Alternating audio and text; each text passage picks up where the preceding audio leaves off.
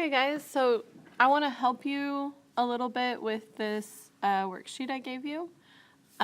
So first, when you're looking at genotypes, you have to make sure you're checking this box up here for what's dominant and what's recessive, okay?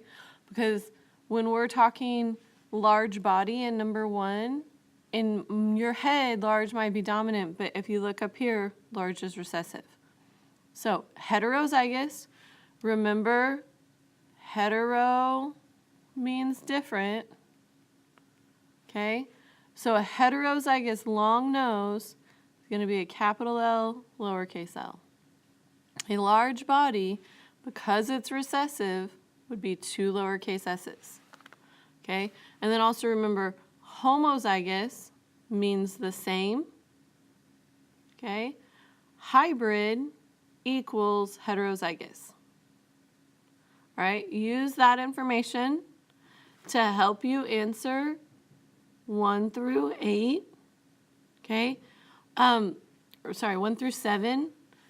Have me check it. If you're confused, don't move on from 1 through 7 unless those are all correct, okay? Okay, so let's look at question number 9, all right? What is the probability that Frosty and his fiance will have a small baby with a long nose? Okay, you should use the information from number 4 and 5 to get the body, and for the nose, you should use the information from 6 and 7, okay? So you're going to set up your Punnett squares, and you should have 2 of them. I'm going to do this at the bottom of the screen so I have more room. But so this is for number 9, okay? So we have 1 Punnett square, we have the other Punnett square. Okay, now when I look, Frosty is large, so he has 2 lowercase s's, and his cute little snow lady is hybrid, so she's a capital S and a lowercase s, okay? And then I need another Punnett square for the other trait, and so they are both heterozygous for having a long nose, okay? So now I just fill in my Punnett squares. Capital S, lowercase s, capital S, lowercase s, lower, lower, lower, lower. Okay, and I fill in my noses. All right. Now, I want to know the probability that they're going to have a small baby. So when I look at this Punnett square, the small is lowercase s's. So I see here that I have 2 out of 4. And a long nose, okay? If I look at long nose, that is 3 out of 4. So I got to multiply those fractions. Top times top, bottom times bottom, multiplying fractions is no problem. So that is a 6 out of 16 chance, okay? So that was small baby, long nose for number 9. This is number 9 right here, okay? Same setup for all the rest of these, okay? I'm going to help you with a couple on the back, and then if you need more help than this video provides, you should make sure you're raising your hand. Okay, so I'm looking for Olaf and Olga, and I'm looking about their children. What are the chances that they would have a blue snow baby? Okay? Well, if I look back at the front of the paper, it tells me blue is a lowercase w, okay?